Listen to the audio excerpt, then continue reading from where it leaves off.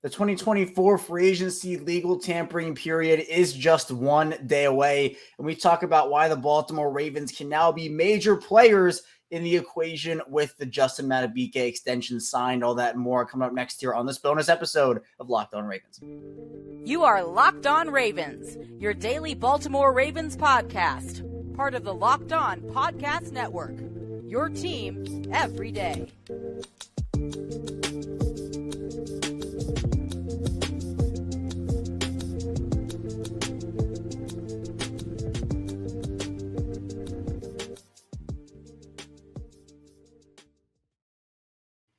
Welcome into another edition of Locked On Ravens, your daily Baltimore Ravens podcast. I'm your host, Kevin Ostreicher, Ravens Wire, coming to you from the Locked On Podcast Network, your team every day. Thanks so much as always for being here and making Locked On Ravens your first listen each and every single day. We are free and available on all podcasts and platforms. That includes a video form on YouTube and audio form wherever you get your shows. Again, 5 days a week of Ravens content here, Monday through Friday, plus these bonus episodes. We're coming here to you today on Sunday, so appreciate you spending some weekend time with me. We had a bonus episode on Saturday as well, as we really gear up for the start of free agency. The legal tampering period begins on Monday. The official league year begins on Wednesday, but we're gonna get a flurry of moves, honestly, in those first couple of days leading up to that. Today's episode of Locked On Ravens is brought to you by Game Time. Download the Game Time app, create an account, use code Locked On for $20 off your first purchase. Really appreciate it. Again, everybody tuning in, whether you're in every day or you listen every single day. Thank you so much for your continued support. If it's your first time into the channel, hopefully you enjoy the content, you enjoy the show. Be sure to subscribe, follow along in video form and audio form, wherever you get your shows, wherever you like to watch and listen. If you're somewhere in the middle, thank you for your support as well. We have a lot to talk about today. Again, it has just come up really fast for agency has, honestly, in my opinion. The AFC Championship game seems like many, many moons ago, and we've kind of just had this thing sneak up on us. So we're going to be talking about what the Ravens can actually do in free agency. And that first bullet point, if you're watching on YouTube, the Ravens can be players. They can be players in free agency. And I think that point now is ever so true with the Justin Madubuike extension. We got that news on Friday. A nice little Friday night news dump Friday evening as Madubuike and the Ravens agree to that 4-year, $98 million extension. $75.5 million of that is guaranteed money. So I'm going to be diving into just what the Ravens can actually do this free agency. We'll also talk about it a little bit in the second part of the show with what the Ravens free agency could look like. There are a couple of different outcomes we could see, and I want to talk about each one a little bit and why each one is realistic. Now, obviously, there might be a combination of a couple. We're going to get into all that.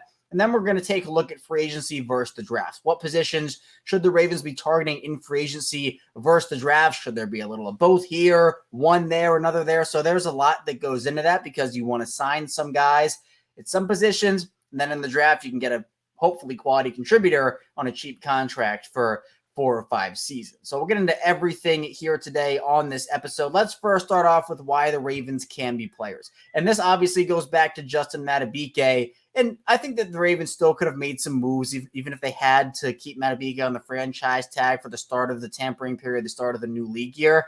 But the fact that he is now on that contract, the Ravens had him on the franchise tag, that number $22.1 million. And we got some more specifics of the Madubuike deal. It's looking like his first year cap hit is going to be right around $12.25 million. So $12,250,000 there. That's shaving off about $10 million from what the Ravens were going to have to be on the hook for on the cap. Now, the Ravens went, when they franchise tagged Madubuike, they were $10 million over it. Or excuse me, about $12 million over it, or under, excuse me, $12 million under the cap. There we go. The Ravens then, with the franchise tag, ended up being $10 million over it. So they went from $12 million under to $10 million over. The fact that the Ravens shave off $10 million from that franchise tag means that they are now right around net zero on the franchise tag number compared to what they actually owe now, compared to what Madubuike is on the books for now. Maybe they're slightly under. I haven't seen the exact cap room or cap sheet for the Ravens, but it's right around zero, or maybe they have an extra like couple $100,000 or $1 million at the most. But that's not all the Ravens can do. Now, I'm actually a little surprised that the lack of moves outside of this Madubuike deal, but I think we also have to look at it like this. The Ravens, I think, were trying to move earth and fire and water. They're trying to move the entire world to get this Madubuike extension done. I think that was definitely priority number one. And like I talked about on the live stream we did on Friday, that instant reaction episode, we talked about it on yesterday's bonus episode too. I mean, the Ravens, they knew what time it was. And Madubuike did too, but they understood that if they could free up this cap space and then have the luxury to go and release a guy like a Tyus Bowser or even restructure a guy like Lamar Jackson, approach Ronnie Stanley for a restructure. There are cut candidates, there are extension candidates, and there are restructure candidates as well. And look, do any of us really expect, anybody listening, anybody watching, do any of us expect Tyus Bowser to be on the Ravens roster come 2024? Do we expect him to be on the roster in a couple of days? I expect the Ravens to maybe it's a flurry of moves, but if the Ravens don't do anything before the tampering period and the start of the league year when they have to be, they're already technically under the cap per se. I haven't seen the cap sheet again, but they have the opportunity to free up about $20 or $30 million in cap space if they really want to go all in on the restructures, all in on the cuts, and all in on the extensions. Now, I don't think they're going to do that per se. I think that with the Madubuike extension, as opposed to having him on the tag, you can actually get away with maybe not restructuring a guy here and forcing that money down the line, because Eric DeCosta has a very difficult job of managing the present and the future, where, of course, you can push that money down the line. The Ravens have done that plenty of times over the course of their franchise history. It does mean, though, you have to deal with it when the time comes. And this is a window for the Ravens where it's not closing after this season. Didn't close when they lost the AFC Championship game, not closing after next year, even if they don't win the Super Bowl. They still have Lamar Jackson's prime, and even probably a little past Lamar Jackson's prime. But if you have Lamar Jackson, you have a shot. You can build this team around him, but you have to make sure that you're not messing up your cap situation too far down the line. And you want to, to me, I think if you know your window is short and your window is closing, then you push that money down the line. You say, all right, we know that, something's not going to work out in the next 2 or 3 years. We have 2 years left. We're pushing all that money down to the next 4 or 5 seasons. The Ravens aren't in that situation right now, but that doesn't mean they can't be players here, because they're going to have some cap space to work with, obviously, assuming they do get those cuts, they do get those restructures, and they do get those extensions on the board before the new league year opens, and they're able to make that money to sign guys. With Madubuike on the franchise tag, I expected the Ravens to have maybe one medium-sized move in them, and that's for an outside free agent. They also were going to look to re-sign their own guys and try to fill in those gaps with smaller outside moves as well.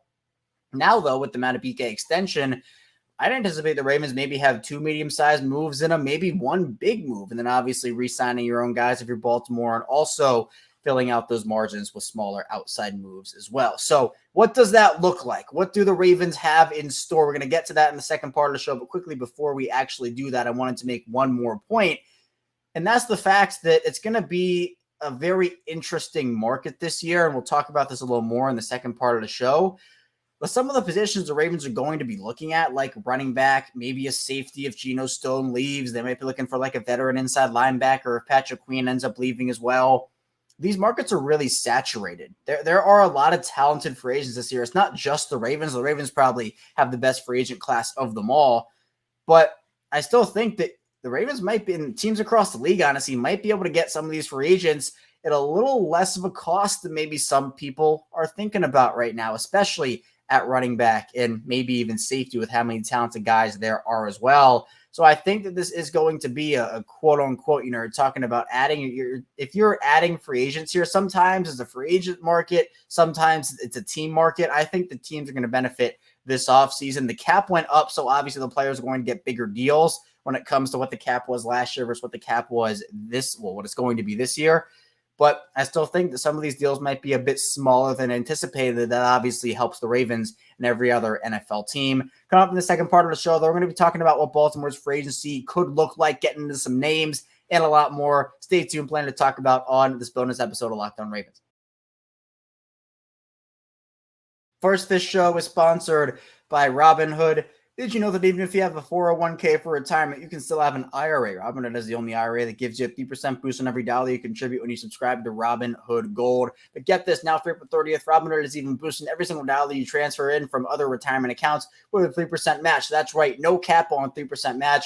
Robinhood Gold gets you the most for your retirement thanks to their IRA with a 3% match. This offer is good through April 30th. Get started at robinhood.com/boost. Subscription fees apply, and now for some legal info. Claim as of Q1 2024, validated by Radius Global Market Research. Investing involves risk, including loss. Limitations apply to RRAs and 401ks. 3% match requires Robinhood Gold for 1 year from the date of the first 3% match. Must keep Robinhood IRA for 5 years. With 3% matching on transfers and subject to specific terms and conditions. Robinhood IRA is available to U.S. customers in good standing. Robinhood Financial LLC member SIPC is a registered broker-dealer.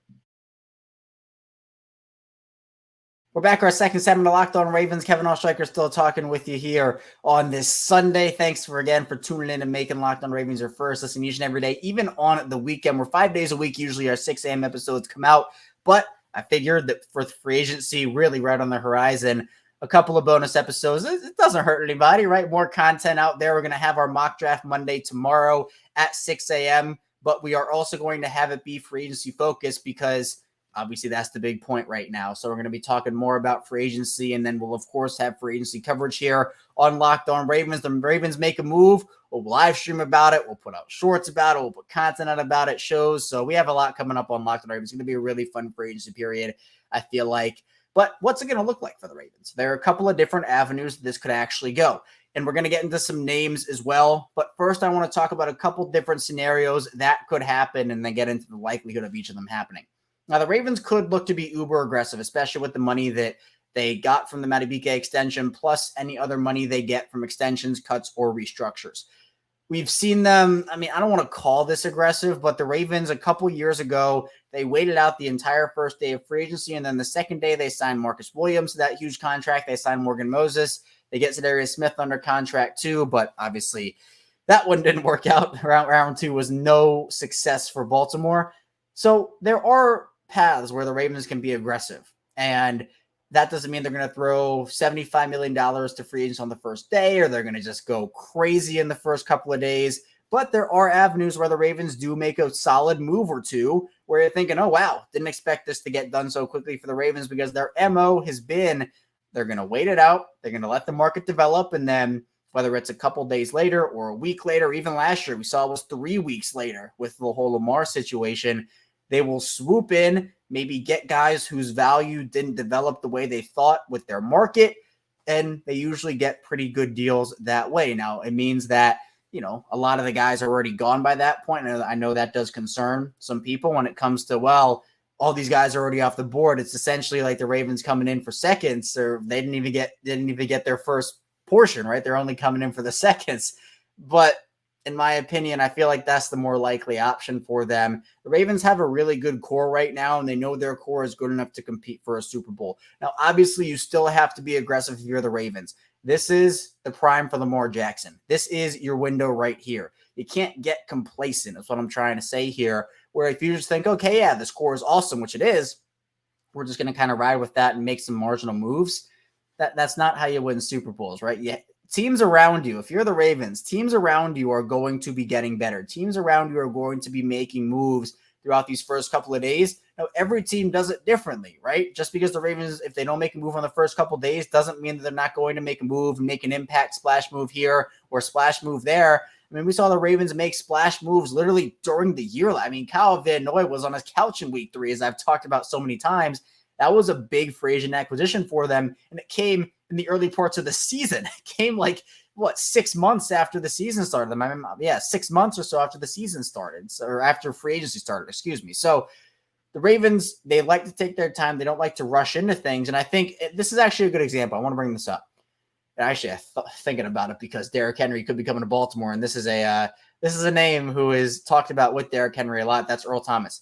The Ravens rushed the Earl Thomas signing, and it didn't work. On the field, he was Earl Thomas. He was really good, but he just never fit the Ravens. He never fit their culture, never fit off the field. Just seemed like a really weird signing, and obviously all the off-field issues compounded, and he gets released for essentially punching Chuck Clark, right? That whole thing happened. But the Ravens essentially saw the Giants trade Odell, or Odell goes to Cleveland, and the Ravens, I think, panicked and said, "Oh, we have to combat this." This is the very like the rumor that is circulated. Who knows how true this is, but that's just kind of what it was. Where the Giants got Odell, the Giants traded Odell to Cleveland, and the Ravens were like, "Oh wow, we really have to match this." So Earl Thomas was reportedly on a plane, getting ready to go to Kansas City and sign a deal. I think it was might have been a 1 or 2 year deal with Kansas City alongside Tyrann Mathieu. The Chiefs had gotten Mathieu and they were going to get Earl Thomas. And then the Ravens came in with this massive 4-year offer. And Earl Thomas said, "Yeah, we're going to Baltimore." Sorry, Kansas City, we're going to Baltimore. They rushed that move. It felt like.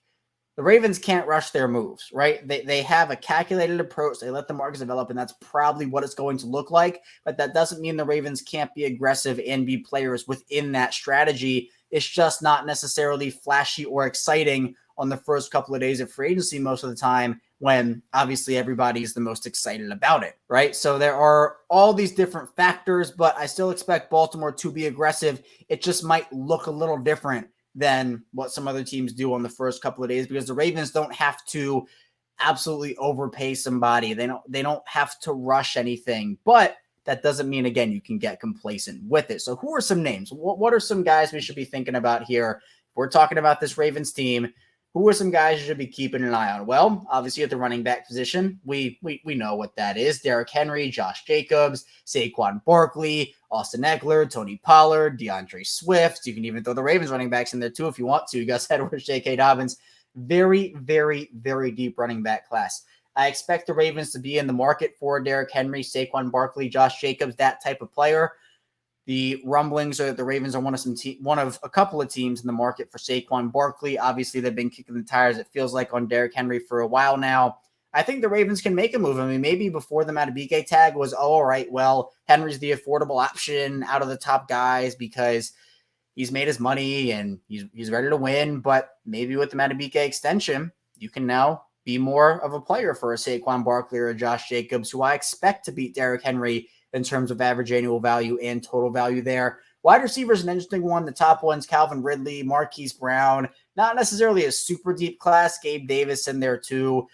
None of these names necessarily move me a ton. I mean, I think they might have. Look, Jerry Jeudy got traded to the Browns yesterday. What's to say that maybe the Ravens don't go out there and get a Courtland Sutton? I think that would be a better move. Maybe that's the big move the Ravens end up making, and then they bring in a guy like a Derrick Henry. Courtland Sutton, Derrick Henry would be a phenomenal offseason for the Ravens. Offensive line, and this is something we're going to get to in the final part of the show with free agency versus draft. Tackle-wise, you're probably paying premium dollars to a tackle, and for the Ravens, I just don't know if you can do that. The Ravens, we don't even know at the time of this recording what they're going to do with a Ronnie Stanley or Morgan Moses. I expect probably one of those guys to get released or get restructured at the very least. But to me, it just comes down to tackles are always the big dollar positions. Not that, guards can't be and centers can't be, but I feel like, and this is kind of, again, leaking into the final part of the show, they might target a tackle in the draft as opposed to free agency.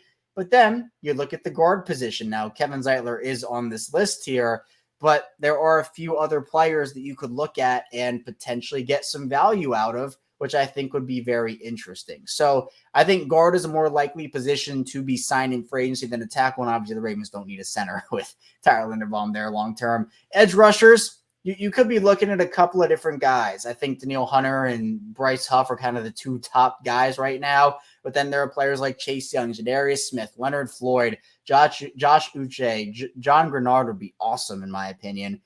But again, then you have your own guys. Like, what about Jadeveon Clowney? What about Kyle Van Noy? So those are names to keep an eye on. I expect Baltimore to also be in the market if Patrick Queen leaves for a veteran inside linebacker. Again, not to Queen's level, but just a guy for insurance.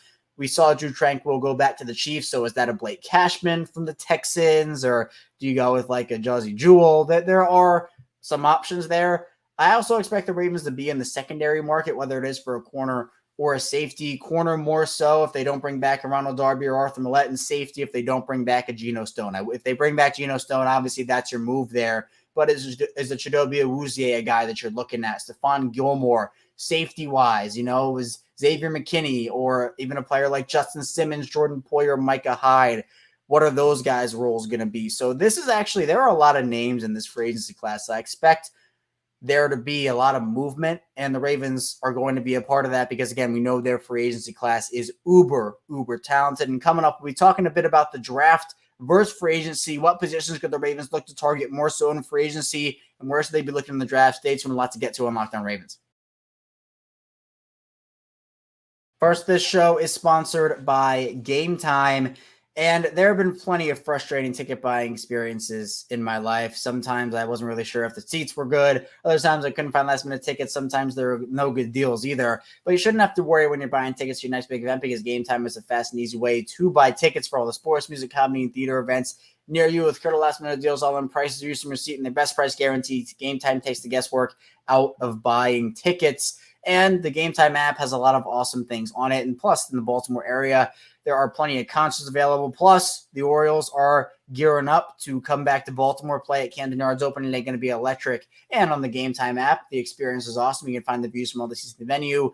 Plus, Game Time's loaded ticketing app that gives you a peace of mind with your purchase. You can buy tickets in seconds with 2 taps. And they're obsessed with finding ways to help you save your money on those tickets. With Zone Deals, you pick the section and Game Time picks the seats for big time savings. Take the guesswork out of buying tickets with the Game Time. Download the Game Time app, create an account, use code LOCKEDON for $20 off your first purchase. Terms apply. Again, create an account, redeem code LOCKEDON, spelled LOCKEDON for $20 off. Download Game Time to last minute tickets, lowest price guaranteed. We're back, our final segment of Locked On Ravens. Kevin Ostreicher still chopping it up with you here on this Sunday. Crazy to think we're already to free agency. Starting tomorrow, the tampering period is here, and we're going to see a lot of movement. I appreciate everybody for sticking with me here on Locked On Ravens and making us your first destination every day. Be sure to subscribe to the channel, follow along in video form, audio form, wherever you get your shows. If you want to listen one day, watch another day, you're not missing out on any content. It's the same show, both audio and video. So we do 5 days a week Ravens content plus that bonus content as well. We're building up a great community in video form and audio form, social media, Twitter-wise, Instagram we're starting up. We have subtext as well, which is in the description if you want to support my work a little more as well. Really appreciate that. And Baltimore is a team that has been awesome to cover for these past 5 years or so. Started this back in August of 2019 and been going strong ever since. Never missed an episode. We actually, again, hit 1,200 consecutively on Friday, which is still so crazy to think about. Let's talk a bit more about free agency versus the draft, because I think when the Ravens look at their needs, they have a lot of them across the board. We've talked about running back. Wouldn't hurt to add a wide receiver, considering Zay Flowers is the only wide receiver on this roster after next season right now. So that wouldn't hurt at all. Offensive line, there's going to have to be a pretty big overhaul of that group outside of Tyler Linderbaum over the next 2 to 3 years, starting this year. And then you look on the defensive end of the ball. We talked about edge. We talked about corner. We talked about safety. Talked about inside linebacker for some depth there. But where do you target these guys, and when do you get these guys? Free agency versus the draft. Now, let's just pick up with the offensive line conversation, because I was kind of talking about that in the later part of that second segment. Baltimore, when it comes to the tackle position, this is such a deep tackle class, but it's not super deep when it comes to the actual tackles on the free agent market. I mean, Mekhi Becton is there. Tyron Smith is there. There are quality options, but those guys are going to be commanding a lot of money, and I just don't know if their play actually lives up to that. Plus, that money on a 3, 4, 5-year contract might cause some problems down the line. Now, with how deep this tackle class is draft-wise, I think there are probably 7 to 8, maybe 9 first-round tackles in this class, at least guys who deserve to be taken in the first round if you really look at it. Baltimore can get one of those guys at pick 30. Maybe you trade back from pick 30, you get one in the early part of the second round and pick up some draft capital. I mean, those are all options. I'm not saying Baltimore won't sign a tackle, but I would think the likelihood is higher they end up signing a guard. Both John Simpson and Kevin Zeitler are free agents. It's probably pretty likely one or even maybe both of those guys don't come back. I would prefer to have Zeitler back if the Ravens were to keep one of them, but we're going to see. Baltimore is going to have those options, and I think, in my opinion, the Ravens, I would get the guard in free agency and sign the tackle and draft the tackle, during the draft. So that's probably where I'm going there. Corner is also an interesting one because you look at the corner class, and I mentioned guys like Stephon Gilmore, and there are a few other guys, some veteran options, corner's a premium position as well. And I think the Ravens, they do a good job drafting and scouting corners in the early parts of the draft. And I think for the Ravens, with guys like Kool-Aid McKinstry and other guys as well, Ennis Rakestraw might have dropped his stock out of the first round with his combine, but there are still some quality cornerbacks, whether you want to talk about early in this draft, even the middle part of the rounds as well. But you talk about positional value. These corners, there aren't necessarily a ton of top guys. I mean, Trey White's a top guy, but he's also had two really serious injuries very close together. So who is he now, right? There aren't a lot of those top high-end talents, but in the draft, you can add one of those guys on a 4 or 5 year cheap contract and get high-end production from them with them barely impacting the cap for 4 or 5 years. So that to me is a position I would also look towards in the draft. Maybe if you want to sign a veteran for depth, I'd do that. Now, running back, on the other hand, I'd go after one of the top guys. I would. I think that's a position where you can still get a running back in the draft and have them contribute, especially in this Baltimore offense. I'm not saying you can't do that, but to have an opportunity to get an elite running back, again, you don't want to overspend at the position, especially because it's so devalued nowadays.